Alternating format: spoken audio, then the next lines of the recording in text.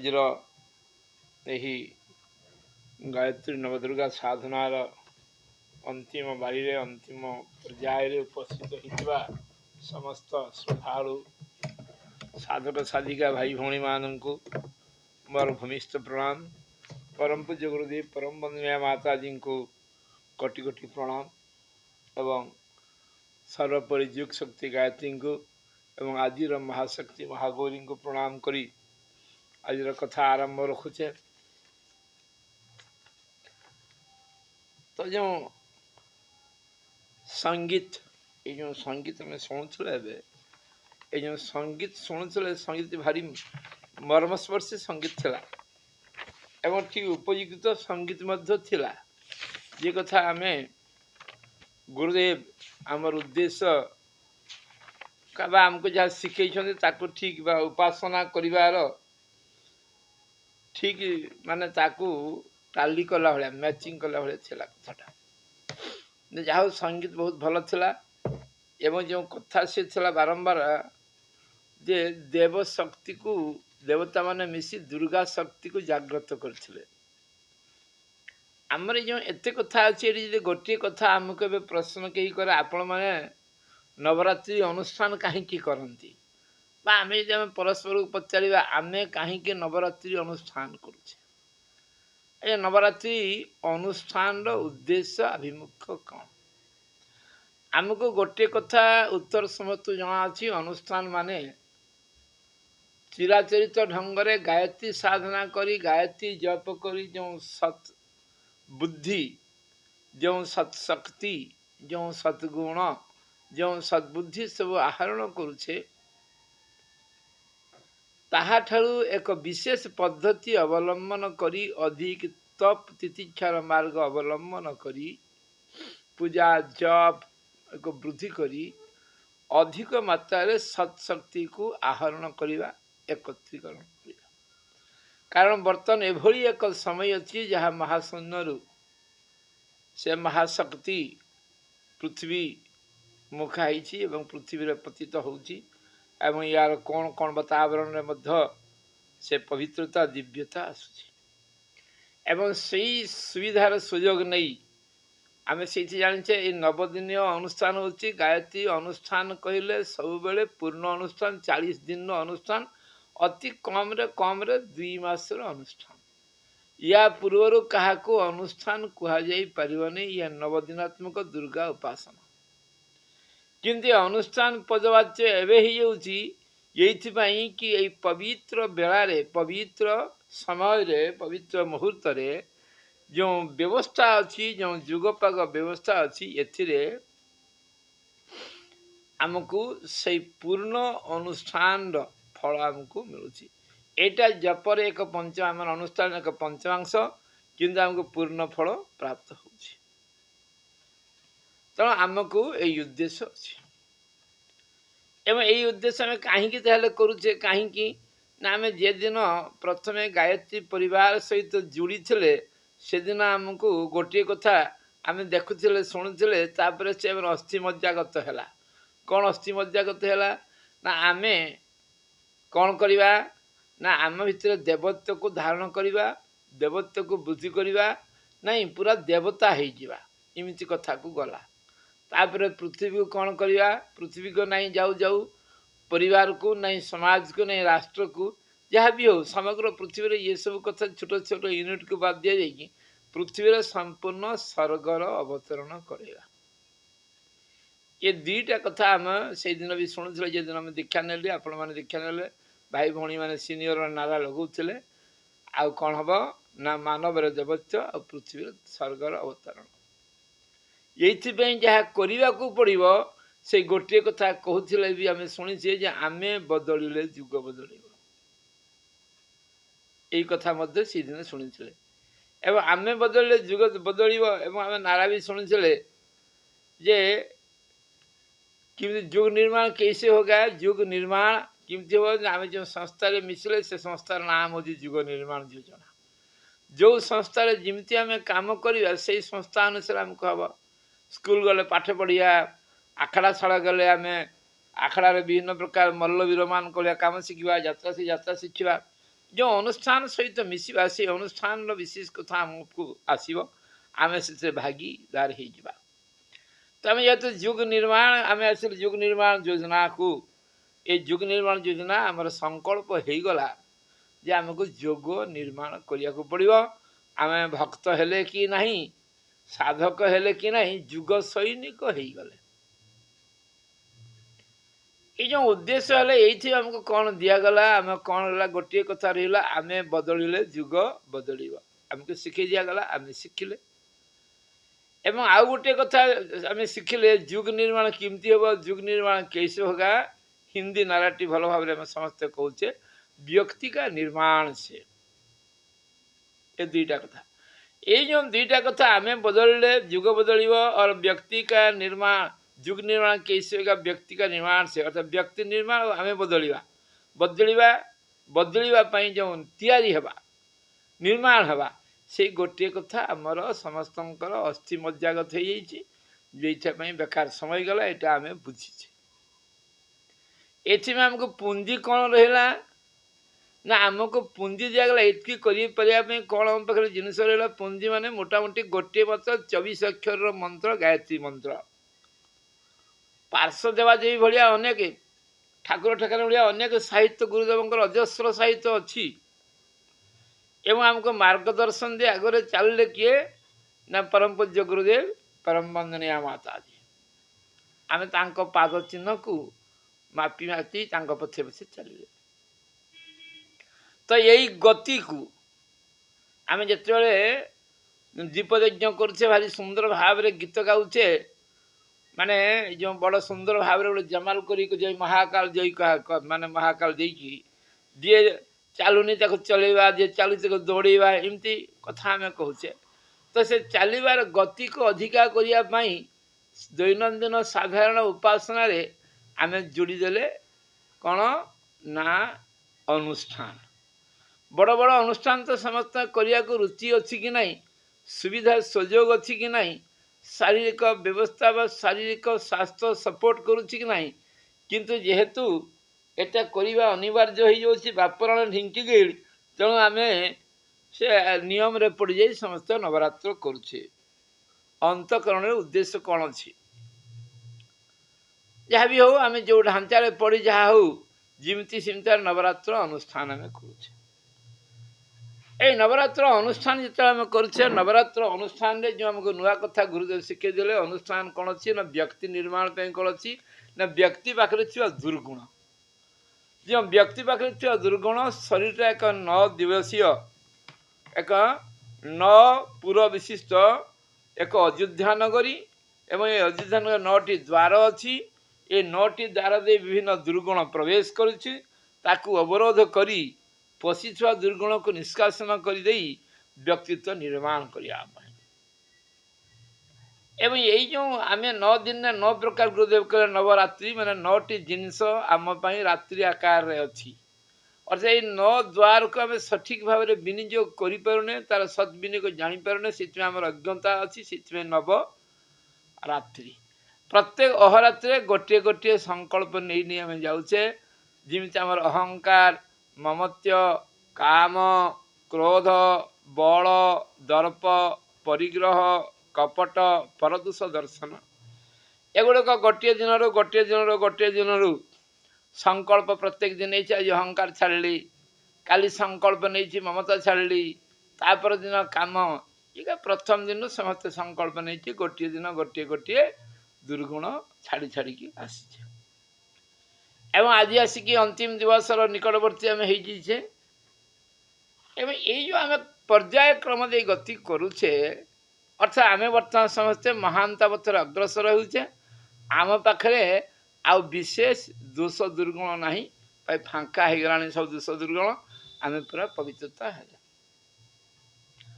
जो पवित्र है अनुष्ठान आमको गुरुदेव गोटे कथा शिखई गायत्री सहित गोटे जुग्म शब्द गायत्री से सब यज्ञ थाए ये यज्ञ कथा अच्छे ये यज्ञ कहीं जोड़ाई ये कहीं जोड़ी आम तो जापे तो आम जो अनुष्ठान करुचे अनुष्ठान जो संकल्प दी गला संकल्प जमी आम पालन कले संकल्प आम जो संकल्प नौ संकल्प 5टी जिन संकल्प नहीं जे 9 दिन जाक आम उपवास रहिबा, ब्रह्मचर्य पालन करिबा, मौन अवलंबन करिबा, तितिक्षा को कड़ाकड़ी करिबा, आउ किछि अनुदान देवा, ए 5टी आम संकल्प नहीं। अर्थात 5 प्राण रे निर्मित शरीर को संपूर्ण परिशोधन करिबा पाई आमको कौन कराई ना ये 5टी जिनिस को शिखी दिखाई। अर्थात आम संकल्प शिखे मैंने शिखी शिखी एत अभ्यस्त जे आम संकल्प नहीं जाइए। उपवास, ब्रह्मचर्य, मौन, तितिक्षा, अनुदान, खाली अनुदान एगुड़िक शिखिने आम कौन पालन करी आसुचे। ये अनुदान शब्दटी सहित समस्त परिचित अच्छा मन पकई दूसरी मिनिमम अनुदान। अनुदान अर्थात दान, 4 प्रकार दान देवा कथा जो आम संकल्प नहीं से दिन समय दान, श्रम दान, धन दान, ज्ञान दान, ए 4टी जाक एककालीन नुहे। जदि कहीं महात्मा अच्छा से तो 4टी जाक दे पारे, जदि सीमिति सुविधा असुविधा क्षेत्र किए अच्छा गोटे गोटे हेले दान करेंगे। क्या दान करेंगे ना ए विश्व रे स्वर्ग जो अवतरण करुची बा करिवो तापई मार्ग प्रस्तुति करिवा, तापई एरिया ठीक ठाक करिवा पई हमको श्रम दान, समय दान, धन दान, ज्ञान दान, 4टी दान इटा अनुदान। एई भितरे आमे केते केते करिछे। प्रत्येक वर्ष आमे जो 30 वर्ष है दीक्षा नहीं से 60टी अति कम रे अनुदान आमे दे आछे। 60टी नवरात्र पालन कले आम से अनुसार आमको परिमार्जन करी आसीचे, ताको मध्य एनालिसिस करिया कथा। किंतु आज आम जो आसीचे आम कौन आसचे ना आज आसी पहुँचीचे पूर्णाहुति हवा सर काली की पूर्णाहुति हो पर दिन भी किसी हम पूर्णाहुति बर्तमान आउ कम सैला आ दिन गणा होनी जे पहुँचीगला पाखी। ये जो पूर्णाहुति कौन हम ना पूर्णाहुति आमको 3टी काम आम मिसी दीचे। 3टी काम देखिए आम पूर्णा 3टा जिनस आम नवा। 3टा जिनस आम कौन कौन नवा ना आम काली से गुड़ आलोचना कर शिखी जाइए। कौन कौन 3टा जिनस पूर्णाहुति ना आमको गायत्री यज्ञ रहिबा निश्चित भाव रे, ब्रह्म भोज रहिबा एवं कन्या पूजन रहिबा। ए 3टी जिनस आम शिखीचे। ए 3टी जिनस द्वारा आम कौन करवा ना आम पूर्णाहुति को आगू नवा। ये पूर्णाहुति प्रस्तुत ये सब जिनस आम पाखे रेडी हो गला। 3टा जिनस आम दबा 3टा जिनस आम जो रहा से बोधे समस्त रेडी प्रस्तुत हो गला। ये हवन करवा, ब्रह्मदान करवा, कन्या भोज बा कन्या पूजन ये सब कथा शिखीगले शिखी जाइए आगु एवं रिपीट तो ये जो कथा ये अच्छी। प्रथम आम जो हवन कथा आड़ को जा गायत्री सहित यज्ञ आम जो पूर्णाहुति हम पूर्ण शब्द आम गोटे समय जगह शिखीचे। पूर्णम अदम पूर्ण ईदम, अद से पूर्ण पूर्ण पूर्णम अदम पूर्णम ईदम पूर्णाता पूर्ण मुदच्यते पूर्णस्य पूर्णमदाय पूर्णमेव अवशिष्यते। आम जानी समझते तार जो पूर्ण से पूर्ण मध्य पूर्ण पूर्ण पूर्ण नियाई पूर्ण अच्छी तेणु संपूर्ण पूर्ण जेहेतु अच्छी आम पूर्णाहुति यही कथा करवा। तो आम केते पूर्ण हेले आम जो अनुष्ठान करी आम पूर्ण केते पूर्ण जीवार थिला ना 9 द्वार 9 प्रकार जो कलुषता जो थिला जो कालीमा थिला जो अवांछनीयता थिला जहाँ त्याग कर जिनस थिला ताकू आम त्याग कर सारी। तेणु अंतिम पर्याय गायत्री सहित यज्ञ को जोड़ाई अर्थात अनुष्ठान करुले गायत्री परिशोधन करुले शरीर उपासना करुले परमात्मा एवं समाज को आम अनुदान किसी देछे। तो गुरुदेव लिखले गायत्री सहित यज्ञर संपर्क कहीं नहीं ये भारतीय संस्कृतिर माँ हेले गायत्री आ बापा हेले यज्ञ। भारतीय संस्कृतिर जन भारतीय संस्कृति जो जहाँ जमी आसी ये गायत्री ज्ञान रु ही उद्भव हो उद्भव जेहेतु से माँ पदवाच्य एवं जहाँ उद्भव होइछि ताको क्रियान्वित करवा स्थायी करने यज्ञर अनुदान संरक्षण सहयोग रही आसी तेणु सी होती पिता। गुरुदेव कहले गायत्री द्वारा आम कौन शिखिले ना आम तत्वज्ञान शिखिले, आम विवेकशीलता शिखिले एवं सद्भावनार देवी को जेहेतु उपासना करुचे आमको सत्भावना कौन सी असत भावना को आम जीवन में केवे स्थान दे ना कि देवा ना दीक्षा नवा दिन पाखु आगुरी कथा मुझे कहूनी ये आम गायत्री माँ पाखु हाथ धरी पण तले रही गुरुदेव अशेष कृपा बल आम पाइलु। एवं ठीक से हीपरी गायत्री माँ पथ प्रदर्शन एवं गुरुदेव शिक्षा आम यज्ञ संयम शिखिले, उत्कर्षता जीवन कि उत्कर्ष शिखिले आ संतुलन शिखिले। आम तीन टा जिनस गायत्री जमी आम शिखिले तत्वज्ञान विवेकशीलता सद्भावना, यज्ञ कौन शिखिले संयम उत्कर्ष आउ संतुलन ये शिखिले कहीं ना यज्ञ हूँ ये तीन टा काम करे। आम सब जाने गायत्री कौन अच्छी गायत्री लक्षण कौन आम जन गायत्री दीक्षा नहीं लक्षण आम कि जाना गेरुआ मानकर पिंधे ना गेरुआ न पिंधे जाना केमती गायत्री दीक्षा नहीं कहीकि आम मुंड को देखीदे शिक्षा अच्छी ना शिक्षा भी ना लंडा तो जन्म चुटी ना कौन जाना पैसा थी पैसा भी ना अणसदिया को कौन सूतक मुतक पैसा ना ताले जाना केमती ना गुरुदेव कहले ताले जाना केमती ना गायत्री लक्षण हूँ मीमांसा। गायत्री लक्षण कौन ना गायत्री लक्षण मीमांसा जे उपयुक्त मीमांसा करि पारुछि सी निश्चय भाव में गायत्री उपासक अच्छी गायत्री ज्ञान ताको प्राप्त होइछि। भले गुरुदेव कथार सी अवश्य दीक्षा नहीं नहीं कि ये सब कथा करने कि मीमांसा विचार जार उच्च अच्छी डिसीजन नहीं पारुछि ठीक ताले आमको गुरुदेव कहले संपूर्ण आम अनुष्ठान कहीं कले ना अनुष्ठान में पूर्ण मानव हवापाई गायत्री ज्ञान दरकार आ यज्ञ साधन दरकार। कार ऑन अच्छी देखम तो मोबाइल ऑन कार अच्छी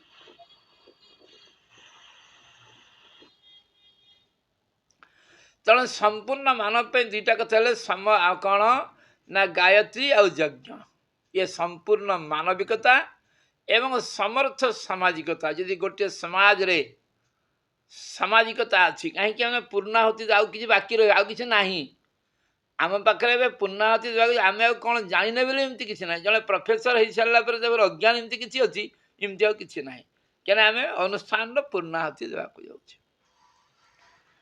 गुरुदेव कहले आम ताले कौन हम ना संपूर्ण मनीष केमती हम ना गायत्री और यज्ञ को जदि मिश्रित भाव में सी धारण कर गायत्री कथा सब जाना ना धारण करने सहित अच्छी।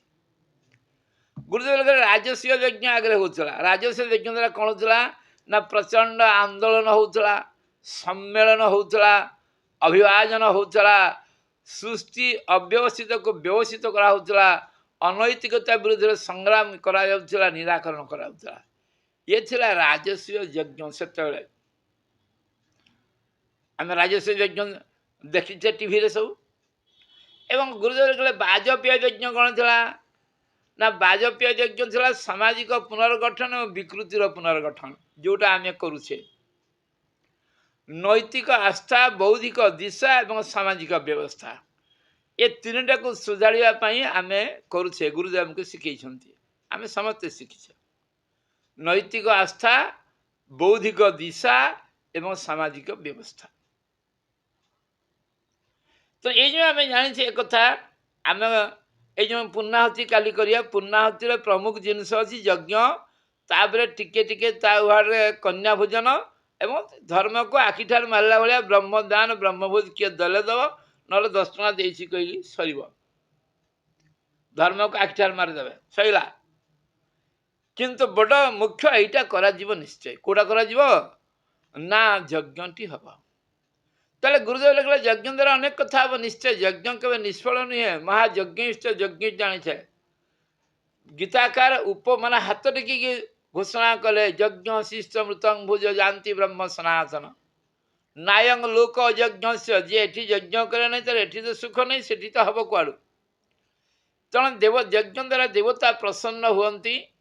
ଦେବାନ ଭାବୟତା ତେନ ତେ ଦେବ ଭାବୟନ୍ତ ଗୁରୁଦେବ ଲେଖିଲେ କହୁଛନ୍ତି ବେଟା ଯଜ୍ଞ ଦ୍ୱାରା ଦେବତା ପ୍ରସନ୍ନ ହେଉଛି। ବାୟୁରେ ଶୁଦ୍ଧତା ଆସୁଛି। ଯେଉଁ ମନ ବିକାର ଅଛି ବାତାବରଣ ପରିଷ୍କାର, ଇଏ ବାତାବରଣ ପରିଷ୍କାର ହେଉଛି ଏବଂ ପ୍ରାଣପଦ ବର୍ଷା ହେଉଛି। ପର୍ଜନ୍ୟ ଯେଟା ଆମେ କହୁଛେ ପ୍ରାଣପଦ ବର୍ଷା ମଧ୍ୟ ହେଉଛି। ଇଏ ଗାୟତ୍ରୀ ଯଜ୍ଞର ବୈଜ୍ଞାନିକ ପକ୍ଷ। ଏବଂ ତ ଯେଉଁ ଜ୍ଞାନ ପକ୍ଷ ଯେଉଁଟା ଦରକାର, ଯେଉଁମାନେ ପୂର୍ଣ୍ଣାହତି କଲାପରେ ଆଜି ଘର ଘର ଆମେ ସଂକଳ୍ପ କରିଛେ ଘର ଘର ଅଲେଖ ଯୋଗେଇବାକୁ ଯିବା। ଏ ପୂର୍ଣ୍ଣାହତିରେ ଯାହା ମିଳିବ ଆମେ ଦେବା କାହାକୁ? ଆମ ଘରେ ରଖିଦେବା ନା ବନ୍ଧୁବର୍ଗ ଦେବା ନା ମୋର ରହିଲା ମୋର ବଢ଼ିବ? ଗାୟତ୍ରୀ ଜିନିଷ ରଖିହେବ ନାହିଁ। ତେଣୁ ୟାକୁ ଯେଉଁ ନେବା ଆମେ କ'ଣ କରିବା ନା ଯଜ୍ଞ ଜୀବନ ବଞ୍ଚିବାର ଶିକ୍ଷଣ। ଯଜ୍ଞ ଦ୍ୱାରା ଆମେ କ'ଣ ଶିଖିବା? ଏଇ ଗୋଟେକ କେବେ ଶିଖିଲେ ନାହିଁ। ମୋର ଗୋଟେ ନିଜସ୍ୱ ଖରାପ ପ୍ରକୃତି ଅଛି, ମୋର ନିଜର, ଆପଣମାନଙ୍କର କାହାରି ନାହିଁ। ମୋ ଯଜ୍ଞ ସରିଲା ବେଳକୁ ରନ୍ଧା ହେଲା କି ନାହିଁ କ'ଣ କେତେ ଅଛି ଖାଇବା ପାଇଁ ଟିକେ ମନ ବେଶୀ ବଳିଯାଏ। ତେଣୁ ଯଜ୍ଞ ଜୀବନରେ ଯଜ୍ଞରେ ଯାଇକି ଜୀବନ ବଞ୍ଚେଇକି ଆସିବାର କଥା ଅଛି। ତେଣୁ ଯଜ୍ଞ ଜୀବନ ବଞ୍ଚିବାର ଶିକ୍ଷଣ ଆମେ ଯଜ୍ଞରେ ଶିଖୁଛେ ଯେ ଯଜ୍ଞ ଜୀବନ ମାନେ କ'ଣ ନା ତ୍ୟାଗପୂର୍ବକ ବଞ୍ଚିବା। ଆମେ ସେ କଥା ବେଦରେ ପଢ଼ୁଛେ ବାରମ୍ବାର। ସବୁ ଭାଇ ଭଉଣୀମାନେ ବେଦ ପଢ଼ିଛନ୍ତି। ତେନ ତ୍ୟକ୍ତେନ ବନ୍ଦିଥା ନା ମା ଗୃଦ୍ଧ କୌଶଚିତ୍ ଧନମ୍ ଈଶାବଶ୍ୟମିଦଂ ସର୍ବ ଯତ୍କିଞ୍ଚି ଜଗତା ଜଗତ। ଇଏ ସମସ୍ତ ବ୍ରହ୍ମାଣ୍ଡ ଈଶ୍ୱରଙ୍କ ଦ୍ୱାରା ନିୟନ୍ତ୍ରିତ ହେଉଛି। ଏଥିରେ ଥିବା ଧନ ସମ୍ପତ୍ତି କାହାରି ନୁହେଁ। ତେଣୁ ୟାକୁ ଭୋଗ କର ମନା ନାହିଁ, ତାକୁ ତ୍ୟାଗ ସହିତ। ତାହେଲେ ଯଜ୍ଞ ଜୀବନ ବଞ୍ଚିବାର ଶିକ୍ଷଣ ତ୍ୟାଗ ସହିତ ବଞ୍ଚିବା ଆମେ ଶିଖିବା। ଏବଂ ଯଜ୍ଞ ଆନ୍ଦୋଳନ ଜନ ଜନ ତକ। ଏଇ ଯେଉଁ ପୂର୍ଣ୍ଣାହୁତିରେ ଆମେ ଜଣେ ଆହୁତି କଲେ, ଆମେ ଜଣେ ଅନୁଷ୍ଠାନ କଲେ, 24,000 ଗାୟତ୍ରୀ ମନ୍ତ୍ର ଜପ କଲେ, ଅତି କମରେ 24 ଜଣଙ୍କ ପାଖରେ ଆମେ ପହଞ୍ଚିବା କଥା। ଯଜ୍ଞ ଜୀବନ ବଞ୍ଚିବାର ଶିକ୍ଷଣ ଏବଂ ଭାବନାତ୍ମକ ଉତ୍କର୍ଷ। ଯଜ୍ଞ ଦ୍ୱାରା ଖାଲି ଯଜ୍ଞ ଜୀବନ ଗୁରୁଦେବ କହିଲେ ନାହିଁ ଯେ ଭାବନାତ୍ମକ ଉତ୍କର୍ଷ ମଧ୍ୟ ଦରକାର। ଏବଂ ଆଉ ଗୋଟିଏ କଥା ନା ଲୋକ ଶିକ୍ଷଣ।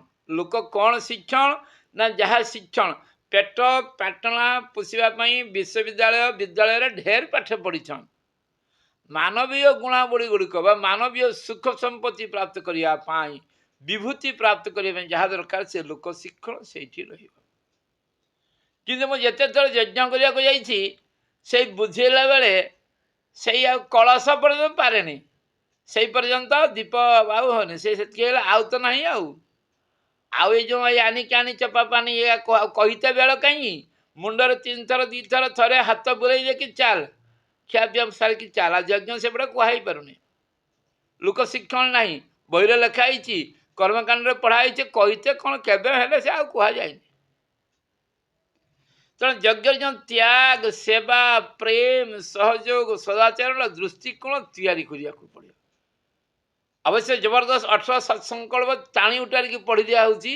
କିଏ ଶୁଣୁ ତ କିଏ ନ ଶୁଣୁ। ଅବଶ୍ୟ ଛୋଟ ଛୋଟ କାଗଜ ଖଣ୍ଡେ ଦେଖେଇ ଦିଆହେଉଛି, ପରେ ଗଲେ ସେମାନେ ଫିଙ୍ଗିଦେବେ। ଯେ ତାଙ୍କ ଗୁରୁଦେବ କହିଲେ ନାହିଁ, ତାଙ୍କ ମନକୁ ଛୁଇଁଲା ଭଳିଆ, ତାଙ୍କ ଅନ୍ତଃକରଣରେ ଜମା ହେଲା ଭଳିଆ ଏମିତି କିଛି ଆଦର୍ଶ ନମୁନା ତିଆରି କର, ଏମିତି କିଛି ବ୍ୟବସ୍ଥା କର, ଏମିତି କର୍ମକାଣ୍ଡକୁ ବ୍ୟବସ୍ଥିତ କର, ସେ ଢଙ୍ଗରେ କର, ଯାହାଦ୍ୱାରା କ'ଣ ହେଇପାରିବ ନା ଲୋକମାନେ ତ୍ୟାଗ ଶିଖିବେ, ସେବା ଶିଖିବେ, ସହଜ ଶିଖିବେ, ସଦାଚରଣ। ତେବେ ଆହୁତିଟା ପୂର୍ଣ୍ଣ ହେଲା, ପୂର୍ଣ୍ଣାହୁତି ହେବ। ଏବଂ ଆଉ କ'ଣ କରିବାକୁ ପଡ଼ିବ ନା ଲୋକମାନସକୁ ଯଜ୍ଞ ପ୍ରବୃତ୍ତିରେ ମାନସର ପରିଷ୍କରଣ କରିବାକୁ ପଡ଼ିବ। ଯେଉଁ ଲୋକମାନସ ପରିଷ୍କରଣ ହେଇନାହିଁ, ଆମେ ଯେ କଥା କହୁଛେ ଲୋକକୁ ଅଧିକ ସୁଖ ପାଇବାକୁ ହେଲେ କ'ଣ କରିବାକୁ ପଡ଼ିବ ନା ତାଙ୍କୁ ମାନସ ମାନେ ମନକୁ ସ୍ୱଚ୍ଛ କରିବାକୁ ପଡ଼ିବ।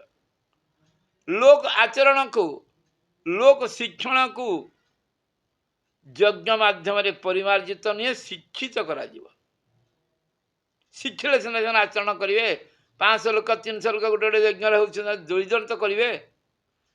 ଦେଶଭକ୍ତି, ଲୋକସେବା, ଜନମଙ୍ଗଳ, ଏ 3ଟା କାମ ଯଜ୍ଞ ଦ୍ୱାରା ଗୁରୁଦେବ କହିଲେ ହେଉଥିବ।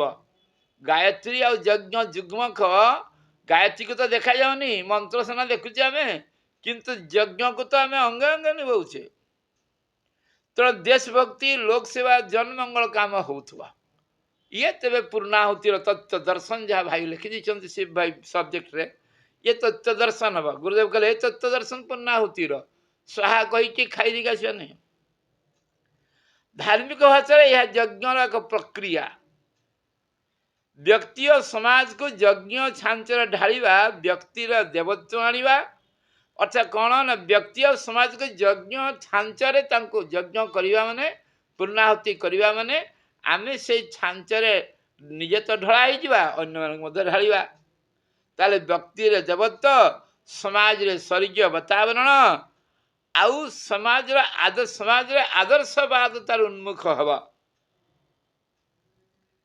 ताहले जाई कि ए यज्ञ प्रक्रिया द्वारा माने गायत्री द्वारा ए यज्ञ प्रक्रिया माध्यम समस्ते सुपोषण पाइबा या द्वारा कौन बा आमे तो दीक्षा नहीं छे आमर अनैतिक आचरण नहीं छाड़तु व्यक्तिगत जीवन में अनैतिक आचरण करुवा लोक नैतिकता आड़ को जीव एवं व्यक्तिगत सामाजिक स्तर में अवांछनीयतार अपसारण हम जो आम तो से मृत्यभोज कहचे से जहाँ दी चार्टा कथा आउ कौन आउ के लक्ष्य कोटी अच्छी यह द्वारा कुरीतिर एवं राष्ट्रीय दुर्बलतार नाश हवा तेणु जिते पूर्णाहुति दौचे यही संकल्प मध्य दिवा जिते वर्ष सारा यज्ञ करुचे आम यज्ञ अभियान उद्देश्य परिष्कृत नागरिकता उत्कृष्ट विचारणा उदार आस्था एवं लोक मंगल पर निष्ठा ये जागृत करने आम निश्चित भाव गायत्री यज्ञ आम करवा पूर्णाहुति करवा एवं पूर्णाहुति कला बेले आमको यही केतोटी कथा निश्चित भाव मन रखा पड़ो यज्ञ जो करुचे ताले आम पूर्णाहुति कला तीनोटा जिनस करवा हवन करवा कन्या पूजन करवा एवं ब्रह्मभोज करवा जो मैंने नवरात्रि उपासना आम करुचे कि जो दिन भी आम यज्ञ करुचे गुरुदेव किसी नियम देते यज्ञ आम करुचे लोकर कौन नियम तो लोक को बुझे बा हाथ में पानी नियो ढा हाथ में ढाक मंत्र कर छिंची दियो केते कथा तापर कौन कौन सब कहूचे गुरुदेव जे आम लिखिं जो मैंने यज्ञ करुँच विशेष यज्ञ के लिए जजमान तथा आचार्य ब्रह्मा आदि को एक सप्ताह पूर्व से ही ब्रह्मचर्य से रहना आरंभ कर देना चाहिए जिते आम यज्ञ करने को जाऊे कौटी गोटे प्रोग्राम है सेटिंग होती आमर कथा आमर कार्यक्रम प्रभाव होगापी एक सप्ताह आगु ब्रह्मचर्य धारण करार अच्छे आम जो नवरात्र अनुष्ठान करुचे बड़ छोट अनुष्ठान करुचे घरे यज्ञ करुचे कि यज्ञ अंशग्रहण करुचे यज्ञ जो दिन करुचे यज्ञ के दिन उपवास पूर्वक फल दूध अथवा हविषान्न लेकर रहे आम काली भोजी करवा ठीक अच्छे अन्य मानक आम दान दे पार कन्या भोजन दवा जो मैंने नवरात्र जप कर जो मैंने आम नवरात्र करे आमको जदि संपूर्ण भाव में गायत्री आहुति शक्ति को आत्मसात कर आत्मतेज बढ़िया को पड़ो ताले गुरुदेवंकर ये नियमटी मानिया को पड़ो उपवास काली भी रही भांगा जी उपवास पर कौन हम फल दूध मान यज्ञ दिन जे चाहिए पूरा फल उपवास रही पार जे न चाहिए पार फल क्षीर इत्यादि खाइब एवं यज्ञ दिन मैंने जो अधिकांश समय साधना उपासना स्वाध्याय भगवत भजन में अतिवाहित करवा एवं ये यज्ञ ये केते गुड़िक नियम आमको कौन अच्छे आम बहुत समय यज्ञ कर आम यज्ञ जो तेज आम भर प्रवेश कला से यज्ञ आम कौन करे ना आम आत्मसात कर हजम कर आम तो सागे सागे खाई दौचे ना किंतु यज्ञ करुवा लोक कहे ना नहीं मुझे नवरात्र कर उपासटा भांगिली अरे गुरुदेव के 9 दिन उपास सरीज 10 दिन पाखु क्रमश जमी उपास शिखी सेमती क्रमश खाଇବା बढ़ई बढ़ई बढ़ई बढ़ई जावाक पड़ो 9 दिन दिन सागे सागे आहुति हो गला आम खाइबा आहुति पर गुरुदेव यज्ञ जो मैंने कर कौन कौन नियम मानवा अच्छी आमको से नियमापात मानि मानिकी जीवा एवं आम जो यज्ञ कर कथा जो आसी यज्ञ कथार आमको यज्ञ जो आम गायत्री हवन करछे हवन ने किसी भी साधारण जानवा कथा आमको अच्छी आम समस्ते जाने बोली कथा नहीं समस्ते जानीचे किंतु आहरी किसी कमन कमन प्रत्येक कथा अच्छी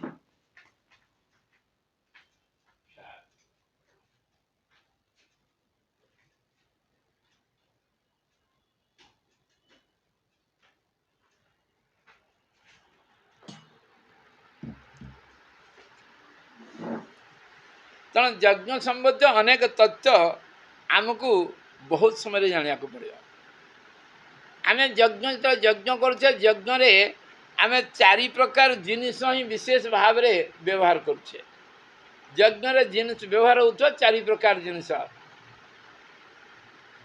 चारि प्रकार जिनिस कौन यज्ञ व्यवहार होती व्यक्ति प्रथम जिनसटा है व्यक्ति तापर द्वितीय जिनस है अग्नि तृतीय जिनस है बाणी चतुर्थ जिनस है जो द्रव्य आम सब दौचे समिध है घी है साकल्य है आउ कौन कौन है एवं यज्ञ भाग न चार जन अच्छा होता अधरजु उद्गाता आउ ब्रह्मा ये चार जन सहित कौन कथा रहा दरकार ना एमाने समस्ते विज्ञ हवा दरकार एवं तांको दायित्व को यथायथ भाव में संपादन कर दरकार तो आम जो चारिटा जिनस व्यवहार कर कौन कौन ना प्रथम व्यक्ति व्यक्तिर व्यक्तित्व यज्ञ उपजीवा दरकार एवं यज्ञ जीवन यापन करुवा दरकार से संकल्पित होता दरकार यज्ञ अग्नि आम तीन प्रकार आम जानूचे यज्ञ अग्नि अग्निपूजन अग्नि विषय विशेष कथा विषय आम ज्ञान ना किंतु अग्निर बहुत बड़ कथा गुरुदेव लिखिं ये आज आलोचना प्रसंग नहीं परवर्ती पर्यायर यज्ञ आलोचना हम ये आम नियम जो नीति नियम करुचे ये चारि जिनिस सबु बेले चारिटा जिनिस सबु बेले कौन हम ना आम माने कौन सब परिष्कृत नहीं उन्नत मान रहा दरकार व्यक्ति आम तो उन्नत मान रोचे कि जो साधन सरंजाम मन करते आम कल पूर्णाहुति करवा गुरुदेव गायत्री महाविज्ञान जेदिन आम प्रथम दीक्षा ने आमको दिखाई गायत्री महाविज्ञान रे आम प्रथम ताको पढ़ापी प्रथम भाग में पढ़े प्रथम भाग में सदैव शुभ गायत्री यज्ञ दिखाई एवं गायत्री यज्ञ साधन कौन हवा दरकार तार समिध कौन हवा दरकार तार हवन कौन हवा दरकार ए संसार रे सबुगुड़िक यज्ञ त्रिगुण सब जिन त्रिगुण में संसार अच्छी गीतार कही गुणातीत जुग को आम पर पहुँचा तेणु त्रिगुणमय सृष्टि सब प्रकार आम आम जहाँ आम देखुचे जहाँ करुचे जहाँ अनुभव करुचे त्रिगुणमय तेणु आम जो जो यज्ञ करुचे विशेषकर गुरुदेव कहे ध्यान दियो कौ गुणर यज्ञ आम करुचे आम संपूर्ण भाव में जन कल्याण लोकमंगल करुचे कि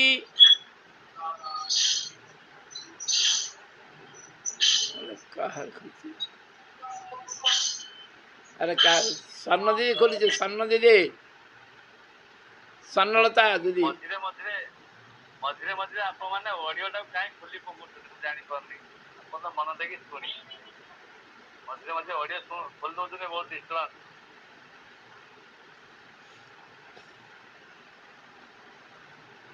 चलो आम जो कौन करुचे ना यही यज्ञ बतावरण यज्ञ तैयारी करछे जो पदार्थ गुड़िक आमको व्यक्ति अग्नि आउ पदार्थ आम सब यज्ञ आम कहे आम यज्ञ आज पर्यटन केवे सठिक दिन ठीक कले ना आम निजे कले कि अन्य कले देखुने लोकटे कहले भाई गोटे यज्ञ करी तार कि प्रकार यज्ञ करा आम केवे कौ दिन भी नहीं आम ए पूर्णाहुति काली करवा समस्ते परदिन पूर्णाहुति करवा जे पूर्णाहुति समस्त एका प्रकार पूर्णाहुति हम कि सबु लोक एका दिन संकल्प नहीं किंतु समस्त संकल्प एका प्रकार की एका प्रकार संकल्प यदि समस्त थी एका प्रकार हम जदि एका प्रकार कि प्रकार कौ गुण विशिष्ट ମାନେ ଆମେ ଗୁରୁଜୀବଙ୍କୁ କୌଣସି ହିସାବରେ ଆଦୌ ଆମେ ଧ୍ୟାନ ଦେଉନେ, ତାକୁ ଖାତିର କରୁନେ, ଏମିତି ଭଲ ପୂଜା ପାଠ କରିଦେଉଛେ। ସିଏ ଯେଉଁଟା କହିছে ସ୍କୁଲ ଟିଚର ଯାହା କହିବେ ସେ ଅନୁସାରେ କୋର୍ସ ପଢ଼ିବାକୁ, ନହେଲେ ପାସ୍ କେମିତି ହେବ? ଗାୟତ୍ରୀ ସାଧକ ରୋଗୀ, ଗାୟତ୍ରୀ ସାଧକ ଦରିଦ୍ର, ଗାୟତ୍ରୀ ସାଧକ ଅଭାବ, ଗାୟତ୍ରୀ ସାଧକ ଅଜ୍ଞାନୀ, ଏମିତି ପୃଥିବୀରେ କେଉଁଠି ଦେଖାଯାଏ? ସେତେବେଳେ ଦେଖାଯାଏ ଯେତେବେଳେ ଗୁରୁଙ୍କୁ ଅବମାନନା କରାଯାଏ। ତେଣୁ ଆମେ ଯେଉଁ ଅଧ୍ୟୟନ କରୁନା, ଅଧ୍ୟୟନ ଗୁରୁ ଆମକୁ କ'ଣ କଲେ? ତେଣୁ ଯେଉଁ ଆମେ ଦେଖୁଛେ ପ୍ରଥମରେ ଯଦି ଦେଖିବା ବ୍ୟକ୍ତି କଥା ଛାଡ଼, ଆମେ ଆମର ବ୍ୟକ୍ତିତ୍ୱ ଠିକ୍ ଅଛି ତ ବ୍ୟକ୍ତିତ୍ୱରେ ଯଜ୍ଞ କରିବା ପୂର୍ବରୁ ବ୍ରହ୍ମଚର୍ଯ୍ୟରେ ଯଜ୍ଞ କରିବା ଦିନ ଉପବାସ କିମ୍ବା ଅଳ୍ପ ଭୋଜନ ରହିବାକୁ ପଡ଼ିବ। ସେଦିନ 1,00,00,000 ଟଙ୍କାର ସୁନ୍ଦର ଆଇଟମ୍ ତିଆରି ହେଉନା କାହିଁକି, ସେ ଆଇଟମ୍ ଯଦି ମୁଁ ଗ୍ରହଣ କରିନେଉଛି ତାହେଲେ ସେଇଦିନ ଯଜ୍ଞ ଯେଉଁ ଉର୍ଜା ମୋ ଭିତରେ ପଶିଛି ତାକୁ ମୁଁ କ'ଣ କରିପାରିବିନି, ଯେ ହଜମ କରିପାରିବି ନାହିଁ। ଯାହାକୁ ଗାୟତ୍ରୀ ଉପନିଷଦରେ ଗୁରୁଜୀ ସୁନ୍ଦର ଭାବରେ ବୁଝେଇଛନ୍ତି, ପାଉଥିବା ଶକ୍ତିକୁ ହଜମ କରିପାରୁଥିବା ଦରକାର ଜପର ଉପସ୍ଥିତ ଉର୍ଜାକୁ। ତେଣୁ ଜପ ପୂର୍ଣ୍ଣ ଖାଲି 9 ଦିନ ପୂର୍ଣ୍ଣ ହେବ ନାହିଁ, ଜପର ମଧ୍ୟ 1/10, 1/100, 1/100 ଯେଉଁ ଆହୁତି ଦିଆଯିବ, ଏ ଆହୁତି ଦେବା ଦ୍ୱାରା ଆହୁତିର ଯେଉଁ କ'ଣ ଅଛିବ ନା ଜଳିବ। ଯେତେବେଳେ ପଦାର୍ଥଟା ଜଳୁଛି ସେ ଭୌତିକ ଦୃଷ୍ଟିରୁ ନିଆଁ ଦେଖାଯାଉଛି, କିନ୍ତୁ ଆୟାମ ଦୃଷ୍ଟିରୁ ଚତୁର୍ଥ ଅବସ୍ଥାରେ ପହଞ୍ଚୁଛି, 4th ଡାଇମେନସନରେ। ଆମେ କ'ଣ ଜାଣିଛେ? ଗୋଟିଏ ଡାଇମେନସନ୍ 3ଟା ଡାଇମେନସନ୍ ଜାଣିଛେ। ଗୋଟେ କ'ଣ ଜାଣିଛେ ନା ଗୋଟେ ଲୋକର ଉଚ୍ଚତା ଅଛି, ଗଭୀରତା ଅଛି, ଦୈର୍ଘ୍ୟ କିମ୍ବା ପ୍ରସ୍ଥ ଓ ସାର ଅଛି, ଏତିକି 3 ଡାଇମେନସନ୍। ଏ ପଦାର୍ଥ ସବୁ 3 ଡାଇମେନସନ୍, କିନ୍ତୁ ଯେତେବେଳେ ଜଳି ଯାଉଛି ସେ 4 ଡାଇମେନସନ୍। ସେ ସମୟ ସହିତ, କାଳ ସହିତ, ଦିଗ ସହିତ ସମ୍ପର୍କିତ ହୋଇଯାଉଛି। ସେ ଶକ୍ତି ଆଣି ଅର୍ଥାତ୍ ଭଗବାନ ସହିତ ସମ୍ପର୍କିତ ହୋଇଯାଉଛି। ତେଣୁ ଆମେ ସବୁବେଳେ ପଦାର୍ଥ ଚୟନ କରିବା, କ'ଣ ଇଏ ସଦ୍ଗୁଣୀୟ ନା ରଜଗୁଣୀୟ ନା ତମ ଗୁଣୀୟ, ଆମେ ସବୁବେଳେ ତାକୁ ଧ୍ୟାନ ଦେବା। ଦ୍ୱିତୀୟ ଆହୁତି ସଂଖ୍ୟା ଆମେ ବହୁତ ସମୟରେ ଧ୍ୟାନ ଦେଉନା। 50 ଜଣ ଆହୁତି ଯଦି ସାମୂହିକ କରିଛି ସେଇ 108 ଆହୁତି, 2 ଜଣ କରିଥିଲେ ବି ସେଇ 108 ଆହୁତି, ଏତିକି 108 ଆହୁତି। ଆରେ ଆମେ ଯେତେବେଳେ ଗୁରୁଦେବ ଲେଖିଛନ୍ତି ସମ୍ପୂର୍ଣ୍ଣ ଭାବରେ ଏକଦମ ସ୍ପଷ୍ଟ 240 ଆହୁତି ହେବା ଦରକାର। 108 ଆହୁତି କଥା ଅଛି। ଯେତେବେଳେ ଗାୟତ୍ରୀ ଯଜ୍ଞ କେଉଁଠି ଆରମ୍ଭ କରୁଛେ ସେଠି 108 ଆମେ ନିହାତି ଦେଇଛୁ, ଅନ୍ୟ ଯାହା ଆହୁତି ଦେବା, କିମ୍ବା 108ର ଗୁଣିତକ ଅଧିକା କଲେ 216, 324, 432 ଏମିତି ବଢ଼ି ବଢ଼ିଯିବ। ଆମେ ଯେତେ କୋଟିଏ ଲୋକ ହେଇଥାଇ ସେଇ ଅନୁସାରେ ହେବ। ଯଦି ଆମେ ସେ 100 ଜଣ ଲୋକ ବସିଛେ 108 ଥର 200 ଥର ଦେଇଦେଲେ ହେବ ନାହିଁ ଆମକୁ। ତାହେଲେ ଯେ ଲୋକ ଯେତିକି ଜଣ ଲୋକ ଦେଲେ କାହାରି ଆଉ ପୂର୍ଣ୍ଣାଙ୍ଗ ହେଲା ନାହିଁ, ପୂର୍ଣ୍ଣାହତି ତ ହେଲା ନାହିଁ। ଜପ ସମ୍ପୂର୍ଣ୍ଣ ଭାବରେ ଅନୁଷ୍ଠାନ ଭଙ୍ଗ ହେଇଯିବ। ତାହେଲେ ପ୍ରତ୍ୟେକ ଲୋକକୁ ଆମେ ଯଦି ସାମୂହିକତାରେ ହେଉନାହିଁ, ସାମୂହିକତାରେ ଗୁରୁଦେବ ସେମିତି ବ୍ୟବସ୍ଥା କରନ୍ତୁ। 50 ଜଣ ଯିବ କେତେଟା କୁଣ୍ଡ ହେବ, 30 ଜଣ ବସିବା କେତେଟା କୁଣ୍ଡ ହେବ, କେତେ ସମୟ ଲାଗିବ କି? ଆଉ ଘଣ୍ଟା 1.5 ଘଣ୍ଟା ଏମିତି ଆମେ 9 ଦିନ କଲେ। ତେଣୁ ସବୁବେଳେ କ'ଣ ହେଉଛି ନା ଆମେ ଆହୁତି ପଦାର୍ଥର ସ୍ତର ଦେଖୁନେ, ପଦାର୍ଥର ଆବଶ୍ୟକତା ଦେଖୁନେ, ଆଉ ପଦାର୍ଥରେ କ'ଣ ଦେଖୁଛେ ନା ଆହୁତି ସଂଖ୍ୟାକୁ ମଧ୍ୟ ଆମେ ଦେଖୁନେ। ସବୁଠୁ ଗୁରୁତ୍ୱପୂର୍ଣ୍ଣ ଆହୁତି ସଂଖ୍ୟା। ସବୁବେଳେ ଆମେ ତାକୁ ଦେଖିବାକୁ ପଡ଼ିବ କ'ଣ ହେଉଛି କି ନାହିଁ। ଏତିକି ଯିଏ ବାସ୍ତବରେ କ'ଣ କରିବ ନା ଶକ୍ତି ଉତ୍ପନ୍ନ କରିବ। ତୃତୀୟ କଥା ସମିଧ। ଗୁରୁଦେବ ସ୍ପଷ୍ଟ ଲେଖିଛନ୍ତି ଉଦ୍ଦେଶ୍ୟ ଅନୁସାରେ ସମିଧ ବଦଳିଯିବ। କେଉଁ ଉଦ୍ଦେଶ୍ୟ କେମିତି ସମିଧ ଆମେ ଜାଣିଛେ, ସେ କଥା ମଧ୍ୟ ଗାୟତ୍ରୀ ମହାବିଜ୍ଞାନ ବହିରେ ଭଲ ଭାବେ ସୁନ୍ଦର ଭାବରେ ଲେଖା ହେଇଛି ଯେ କେଉଁ ଉଦ୍ଦେଶ୍ୟ କେମିତି ସମିଧ ବ୍ୟବହାର କରିବେ। ଯେଉଁମାନେ ସେ ସମିଧ ଜାଣିନାହାନ୍ତି, ସମିଧ ଲିଷ୍ଟ ଯେଉଁମାନଙ୍କର ଅଛି, ମନେ କରନ୍ତୁ ଅରଖ ସମିଧ ଦେବେ, ତାହେଲେ ଆରୋଗ୍ୟ ଦରକାର ଅଛି। ଆମେ ଜଣକା ଜ୍ୱର ଆସୁଛି ତା ଘରେ ଯାଇ ଯଜ୍ଞ କରିବା, କ'ଣ ସମିଧ ହେବ? ସେଇ ଶାଳ ତ ଟୋଟାଲ ମନା। ସମିଧ ତାପରେ କ'ଣ ଦେବ? ତା ଦେହରେ ମନ୍ଦାର ହେବା ଦରକାର, ଅରଖ ହେବା ଦରକାର। ଯିଏ ତାର କାମ ବଦଳି ଯାଉଛି, ଅଟକୁଛି, କାମ ହେବ ନାହିଁ, ସର୍ବକାର୍ଯ୍ୟ ସିଦ୍ଧି ପାଇଁ କ'ଣ ଦରକାର ଅଛି? ପଳାଶ।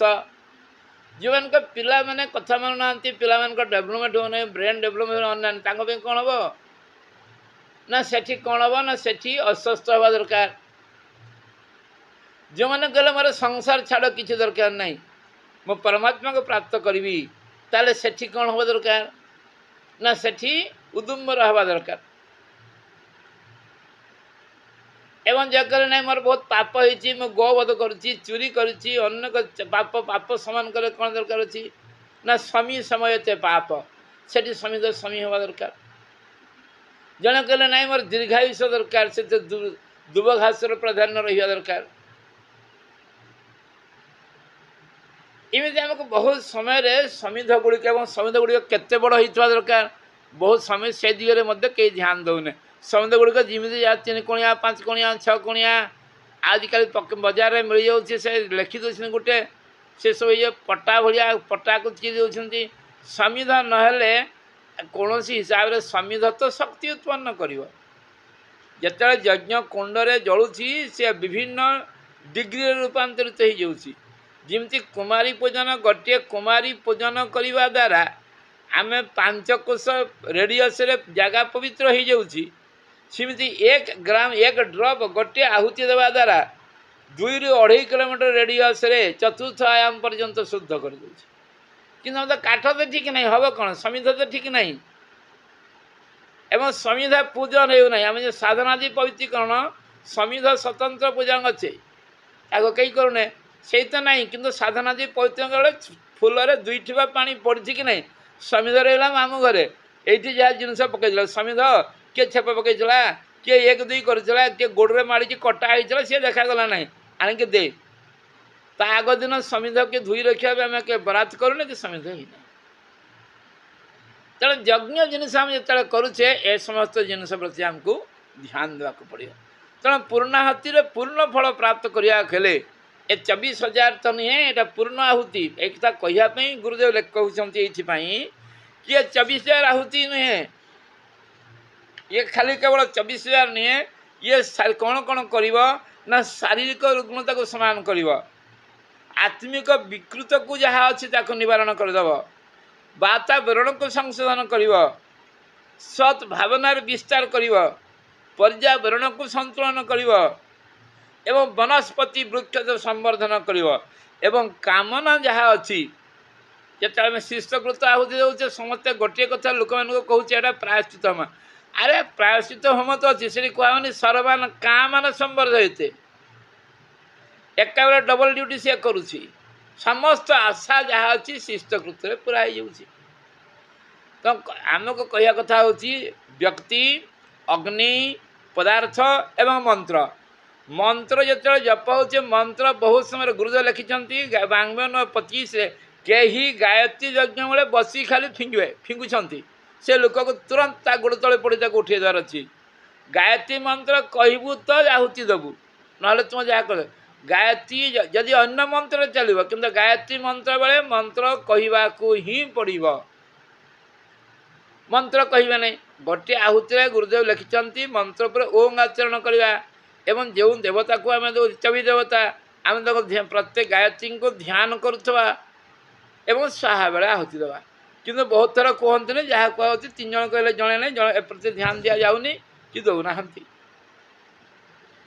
तेणु जो यज्ञ को आम सब बेले आम जो वैज्ञानिक ढंग आम शिखीचे यज्ञ व्यक्ति आम आमर व्यक्ति आगु ब्रह्मचर्य यज्ञ दिन आमको भी उपवास रहा पड़ो जदि फल चाहिए फल न चाहिए खाईपर सैला कि लाइट फुड हम पदार्थ ठीक रग्नि एवं अग्नि जो आम कर अग्नि स्थापन गुरुदेव विशेष कथा आउ अग्नि जो प्रार्थना जन्मंडल कर बड़ बड़ प्रार्थना किसी अन्य आड़ संग्रह कर कथा गुरुदेव लिखिं अग्नि प्रार्थना अग्नि पूजन टाक ठीक भाव से पूरा ध्यान दिहनी अरे अग्नि तो यज्ञ फल दब किए पूजन कला किए अच्छी ना एवं यज्ञ बहुत बड़ बड़ 5 कुंडिया यज्ञ पूजन द्रव्य कहीं नहीं टेंट भल हो खाଇବା लिस्ट ठीक अच्छी कि ठाकुर पूजापी किसी ना इवन वस्त्र समर्पण जगह चाखंडे वस्त्र गोटे चाखंडे कना न आणी सूता माने कंपलसरी सूता धन्य व्याकरण में पढ़ुचे धन्य अरे एत कथा आम 50 किलो चाउल आसी खाइबार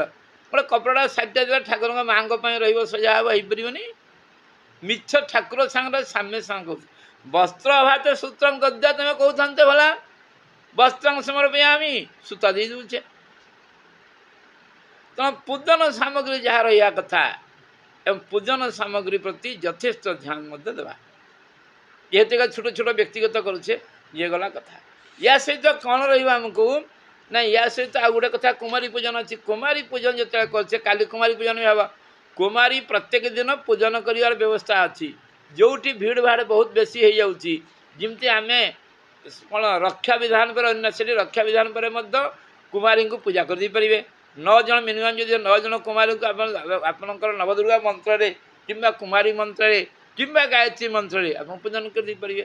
ତାପରେ 500 ଅଛନ୍ତି ତାଙ୍କୁ ଯେମିତି ଆପଣ ବସେଇବେ ଖୁଏ ପୂଜନଟା ଆପାତ ବିଧିବଦ୍ଧ ହେବ। 100 ଜଣ କେମିତି ଆପଣ ବିଧିବଦ୍ଧ କରିବେ? ତେଣୁ ପୂର୍ଣ୍ଣାହୁତି ପାଇଁ ପୂର୍ଣ୍ଣ ଧ୍ୟାନ ଦେବାକୁ ପଡ଼ିବ। ଆମର ପୂର୍ଣ୍ଣ ମନୋଯୋଗ ରହିବା ଦରକାର ଯେ ଆମେ ପୂର୍ଣ୍ଣାହୁତି ଦେଉଛେ। ଏବଂ ପୂର୍ଣ୍ଣାହୁତି ଦ୍ୱାରା କ'ଣ ହେବ ନା ପୂର୍ଣ୍ଣାହୁତିର ଭାବନା ଥିଲେ ନିଶ୍ଚିତ ଭାବରେ ଯେଉଁ ଯେଉଁ କଥା ଅଛି କ'ଣ କ'ଣ ପୂର୍ଣ୍ଣାହୁତିରେ ମିଳିବ ନା ଆଗକୁ ଚାଲି ଆତ୍ମସାକ୍ଷାତକାର ହେଇପାରିବ, ସ୍ୱର୍ଗ ପ୍ରାପ୍ତି ହେଇପାରିବ, ବନ୍ଧନର ମୋକ୍ଷ ହେଇପାରିବ, ମନର ଶୁଦ୍ଧି ହେଇଯିବ। ଯଦି କୌଣସି ଅନ୍ତଃକରଣ ପାପ ଅଛି ଅଟୋମେଟିକାଲ ପ୍ରାୟଶ୍ଚିତ ହେଇଯିବ ଏବଂ ସର୍ବୋପରି ବଳ ଆତ୍ମବଳ ବୃଦ୍ଧି ହେଇଯିବ। ତେଣୁ ଆମକୁ କ'ଣ କରିବାକୁ ପଡ଼ିବ ନା ଆମେ ଯେତେବେଳେ ପୂର୍ଣ୍ଣାହୁତିରେ ଆମେ ଯଜ୍ଞ କରୁଛେ ଯଜ୍ଞକୁ ସଠିକ୍ ଭାବରେ ଦେଖିବାକୁ ପଡ଼ିବ। ଦ୍ୱିତୀୟ କଥା ହେଉଛି କୁମାର ପୂଜନ ତ ଆମେ କରିବା, କୁମାରୀ ପୂଜନ ଯେମିତି ଆମେ ବ୍ୟବସ୍ଥା ଖାଲି ଆଲୋଚନା କରିଛେ କିମ୍ବା ଅନ୍ୟ କାହାର ପରାମର୍ଶ ନେଇ ଭଲ ଭାବରେ କରିବା। ତୃତୀୟ କଥା ବ୍ରହ୍ମଭୋଜ ବ୍ରହ୍ମଦାନ ଅଛି, ସେଇ ଗୋଟାକୁ ଆମେ ପ୍ରାୟ କରୁନେ, ପ୍ରାୟ ହେଉନି। ମୁଁ ତ ଦିନ ବି କରିପାରୁନି। ଢେର ଥର ଅନୁଷ୍ଠାନ କଲି 10 ଟଙ୍କା କାହାକୁ ଦେଇନାହିଁ। ବହି ଆମେ ବହି ତ କିଣିକି ପଢ଼ିକି ମୁଁ ଯାହା ବୁଝିଲି ଏବଂ ସେଇ ଲୋକମାନଙ୍କୁ ବହି ମୁଁ ଦେଇଛି ଯେଉଁମାନେ ମୋର ନିଜର ଲୋକ, ଯିଏ ମୋତେ ଜାଣିଛନ୍ତି ତାଙ୍କୁ ଦେଇଛି ବହି। ସେ ଯାହା ଦେଲେ ଭଲ ନେଇକି ରଖିଦେଇଛି। ତେଣୁ ବ୍ରହ୍ମଭୋଜ ଏମିତି ହେବା ଦରକାର ଯାହା ବ୍ରହ୍ମତ୍ୱ ବିକାଶରେ ସାହାଯ୍ୟ କରିବ। ଏବଂ ଏମିତି ବ୍ରାହ୍ମଣକୁ ଦେବା ଦରକାର। ବ୍ରାହ୍ମଣ ମାନେ ଗୁରୁଦେବ କହୁଛନ୍ତି ଆମେ ପଇତା ପିନ୍ଧିବା ଖାଲି ନୁହେଁ, ଗାୟତ୍ରୀ ଉପାସକ ଖାଲି ନୁହେଁ, ସମାଜରେ ବହୁତ ବ୍ରହ୍ମପ୍ରାୟଣ ବ୍ୟକ୍ତି ସତ୍କର୍ମରେ ଯେଉଁମାନେ ଅଛନ୍ତି ତାଙ୍କୁ ମଧ୍ୟ ଦେବାର ଅଛି, ତାଙ୍କୁ ପ୍ରୋତ୍ସାହନ ଦେବାର ଅଛି, ପୁସ୍ତକ ଦେବାର ଅଛି ଏବଂ ବିଭିନ୍ନ ପ୍ରକାର ଦରକାର ହେଲେ ଆର୍ଥିକ ସାହାଯ୍ୟ ମଧ୍ୟ କରିବାର ଅଛି, ଜ୍ଞାନ ସାହାଯ୍ୟ ମଧ୍ୟ କରିବାର ଅଛି, ପରାମର୍ଶ ମଧ୍ୟ ଦେବାର ଅଛି। ତେଣୁ ଆମକୁ ପୂର୍ଣ୍ଣାଙ୍ଗ କରିବା ଗଲେ ଯେଉଁ 3ଟା ଜିନିଷ ଗୁରୁଦେବ ଆମେ ଗୁରୁଦେବଙ୍କ ମନ୍ତ୍ର ଦୀକ୍ଷା ନେଇଛେ, ଗୁରୁଦେବଙ୍କ ମାର୍ଗଦର୍ଶନ ଚାଲିଛେ ଏବଂ ଏ ନିୟମଟା ଗୁରୁଦେବ ବନେଇଛନ୍ତି। ତେଣୁ ଗୁରୁଦେବଙ୍କ ନିୟମ ଅନୁସାରେ ଆମେ ଆଗକୁ ଯାଉଛେ। ତେଣୁ ଆମକୁ ଏଇ ଯେଉଁ ନିୟମ ଅଛି ଆମେ ଏଇ ଅନୁସାରେ ଆଗକୁ ଯାଉଛେ। ତେଣୁ ଆମକୁ ଏଇ କଥା ଯାହା ଆମେ ଅଛି ପୂର୍ଣ୍ଣାହୁତି ପାଇଁ ଏଇ 3 ପ୍ରକ୍ରିୟାରେ ଦେବା, ଯଜ୍ଞକୁ ବିଧିବଦ୍ଧ ଭାବରେ ପାଳନ କରିବା ଏବଂ ଯଜ୍ଞ ଦ୍ୱାରା ଆମେ ଜାଣିଛେ ୟା ପରେ ପର୍ଯ୍ୟାୟରେ ଯେଉଁ ଆଲୋଚନା ଆସିବ ଆପଣମାନେ ସମସ୍ତେ ଜାଣିପାରିବେ। ଯେଉଁମାନେ ତାଲିମ ନେବାକୁ ଚାହିଁବେ, ଶିଖିବାକୁ ଚାହିଁବେ, ଗୋଟେ ଚ୍ୟାନେଲରେ ସ୍ୱତନ୍ତ୍ର ଦିନ ଦିଆଯିବ। ସେଦିନ ମଧ୍ୟ ଆମେ ଭଲ ଭାବରେ 4ଟା ଫଳ ନେଇକି କାଲି ଆମେ ଯିବା। ସେଠି ଗୋଟିଏ ହେଲା କାମଧନ ଘରେ ନେଇ ବାନ୍ଧିଦେବା, କିଛି ଅମୃତ ନେଇଯିବା, 4-5ଟା କଳ୍ପ ବୃକ୍ଷର ପୁହା ପୌଧା ନେଇଯିବା ଏବଂ କିଲେ ଅଧେ କିଲେ ପାରସ ପଥର ବି କାଲି ଯେଉଁଠି ପୂର୍ଣ୍ଣାହୁତି ଯେଉଁଠି ହେଉଛି ସେଠୁ ସାଧକ ଭାଇମାନେ ନେଇଯିବା ପାଇଁ ଗୁରୁଦେବଙ୍କର କଥା ଅଛି। ତେଣୁ ଆମେ ସେଇ ଜିନିଷକୁ ଜୀବନରେ ଉପଲବ୍ଧି କରି ଜନକଲ୍ୟାଣ ଲଗେଇବା ପାଇଁ ସଂକଳ୍ପ ନେବା ଏବଂ ଇଏ ସଂକଳ୍ପକୁ ପୁରା କରି ଯେଉଁ ସଂକଳ୍ପ ନିଆ ହେଇଥିଲା 9 ଦିନ ଅନୁଷ୍ଠାନ ତ ପୁରା ହେଲା। ଅନୁଷ୍ଠାନରେ ପ୍ରାପ୍ତ ହେଉଥିବା ଲାଭକୁ ଜନକଲ୍ୟାଣ ଦିଗରେ, ଦେଶ ରାଷ୍ଟ୍ର ସମାଜ ଦିଗରେ, ଦେବତ୍ୱର ଅଭିବର୍ଦ୍ଧନ ଦିଗରେ ଲାଗିଯାଉ, ସେଇ ମଧ୍ୟ ସଂକଳ୍ପ ନେବା। ଆଉ ଅନେକ କଥା ଥିଲା ଆଲୋଚନା କରାଯାଇପାରୁନାହିଁ, ପରବର୍ତ୍ତୀ ପର୍ଯ୍ୟାୟରେ ହେବ, ଯାହା ଅଧା କହିଲେ ଠିକ୍ ହେବ ନାହିଁ। ତେଣୁ ସମସ୍ତଙ୍କୁ ପ୍ରଣାମ କରୁଛି। ବହୁତ କଥା କିଛି କହି ହେଲା ନାହିଁ, ଯାହା ଯେତିକି ଅଳ୍ପ ସମୟ କହିଛି ଭୁଲ ଥିଲେ କ୍ଷମା କରିବେ, ଭୁଲ ତ ନିଶ୍ଚୟ ଥିବ। ଜୟ ଗୁରୁଦେବ, ଧନ୍ୟବାଦ।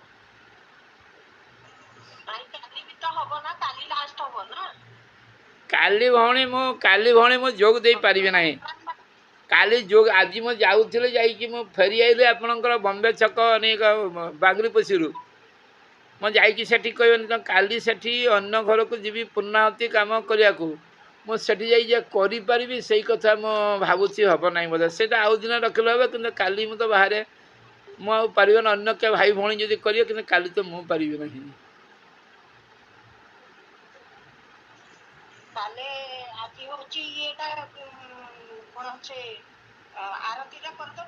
ହଁ, ଆରତୀ ଆଜି ଆପଣ ଆରତୀ କରିଦିଅନ୍ତୁ।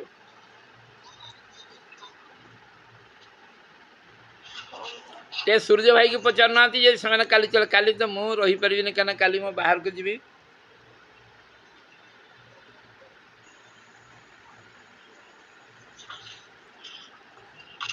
शिव भाई कौन पुष्पादी कौन प्रश्न पचारे हाथ लिखिं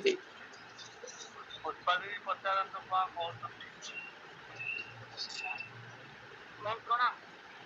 प्रणाम प्रणाम। ଉପସ୍ଥିତ ସମସ୍ତଙ୍କୁ ପ୍ରଣାମ। ଯେଉଁ ନବକନ୍ୟା ପୂଜନ କରିବା, ଯେଉଁ ଦୁର୍ଗା ପୂଜନ ରକ୍ଷା ବିଧାନ କରିସାରି ଦୁର୍ଗା ପୂଜନ କରିସାରିଲା ପରେ ନବକନ୍ୟା ପୂଜନ ହେଇପାରିବ? निश्चित हो पार अनिवार्य प्रत्येक दिन जन जन को पूजा कर हेनी कहीं निश्चित हो पार उत्तम भाव में हो पार। ନା ଏଇ ଯେଉଁ ଆମେ ଯେଉଁ କାଲି ପୀଠରେ କରିବା ସେଇ ଦୁର୍ଗା ପୂଜନ ପରେ ପରେ ନବକନ୍ୟା ବସେଇ ଦେଇକି କରିପାରିବା? आज्ञा आज्ञा आज्ञा आज्ञा आज्ञा करें से देवी ठाकुर आ कन्या नहीं आ से देवी हो गले आ पूजन कर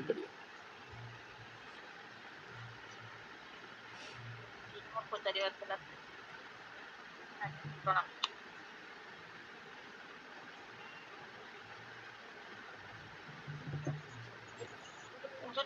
ପ୍ରଣାମ ଭାଇ। କ'ଣ ନବକନ୍ୟା ପୂଜନରେ କନ୍ୟାମାନଙ୍କୁ କୌଣସି ଲୁଣ ଦିଆ ପ୍ରସ୍ତୁତି କରିବା ତରକାରୀ ଏସବୁ ପରସା ଯିବନି କି?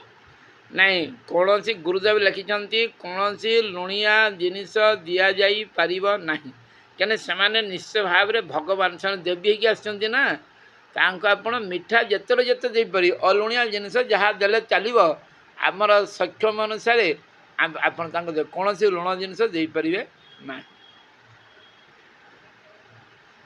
किंतु ये जो गोटे व्यवस्था अच्छी आर वर्ष जो समस्या होता समस्या आपण बसिक पूजन कर पूजन कर सारे प्रसाद खुआले देवी हेले आशीर्वाद देले सरीगला आपण अन्य कार्यक्रम से घर को गला बेले जब आप घर अन्य किसी आउ घर व्यवस्था होती कि सामूहिक अनुष्ठान व्यवस्था होती से जहाँ से देवी नुहति सी खाई जापरि से आप देवा दरकार नहीं जो परसुंट से देदेवे।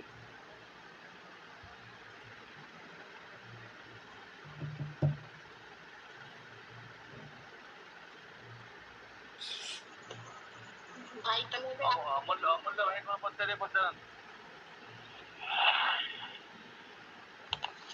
भाई शुण अमूल्य भाई पचार किंतु नहीं दीदी आमे शांति पाठ पूर्वर आरती करदे।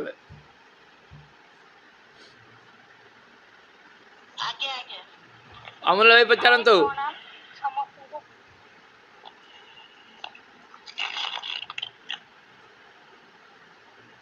हाँ पचारतु पचारतु। भाई प्रणाम समस्त को प्रणाम।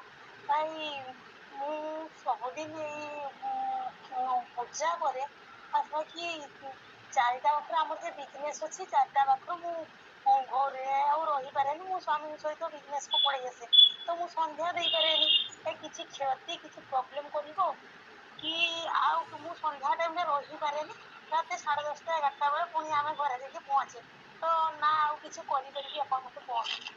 देखो आपणकर त्रिसंध्या द्विसंध्या प्रातः संध्या एवं संध्या संध्या विधि आपणकर जो मैंने शिफ्ट वाइज ड्यूटी कर सरकारी चाकरी कर आपणकर समान साप्ताहिक साधना पाक्षिक साधना मासिक साधना अच्छी आपड़ जदि ये संध्या करने रही आपण अस्तित्व रही आयुपाय हो पार ना तेणु आपण प्रातः संध्या भल भाव कर जदि पारे मिनिमम साप्ताहिक संध्या कौन से गोटे दिन रहीकि जमी व्यवस्था हो पार से कथा आउ जो सुविधा थी मौन मानसिक जप मौन मानसिक संध्या आपड़ करें या द्वारा किसी क्षति हम ना।